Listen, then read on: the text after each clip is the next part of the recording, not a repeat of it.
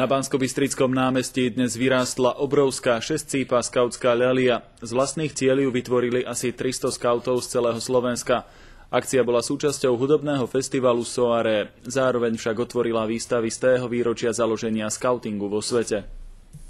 Skautské hnutie je vo svete mimoriadne populárne a od svojho vzniku v roku 1907 ním prešlo vyše 500 000 ľudí. U nás síce v súčasnosti stagnuje, ale aj tak má asi 8 000 členov. Rozvíja sa nám napríklad v dosť bohatej miere rómsky skauting. Na východe máme zhruba 1000 rómskych skautov. Vytvorením živej ľalie z ľudských tiel vzdali hold zakladateľovi skautingu Robertovi Baden-Powelovi. Ľalia je symbol skautingu, je to symbol čistoty. Symbol ľalie slúžil v stredoveku ako kompasová strelka na mapách, ktorá ukazovala sever. Skautom dnes ukazuje správnu cestu životom. Táto ľalia bola na Slovensku prvý pokus, ešte doteraz v histórii sa nerobila z ľudských tiel. Vytvorenie živej ľalie je začiatkom projektu Mozaika. Skauti z celého Slovenska budú v rámci neho na webovú stránku posielať svoje skautské ľalie, vytvorené z rôznych materiálov. Od stoličiek, zápalky, vykosia to na lúka. Vyholené hlavy do podoby skautské ľalie alebo tak nejak. Oslavy storočnice skautingu vyvrcholia 1. augusta celosvetovým stretnutím v Anglicku. Na Slovensku v tento deň vystúpia skauti na 50 najvyšších vrcholov našich hôr.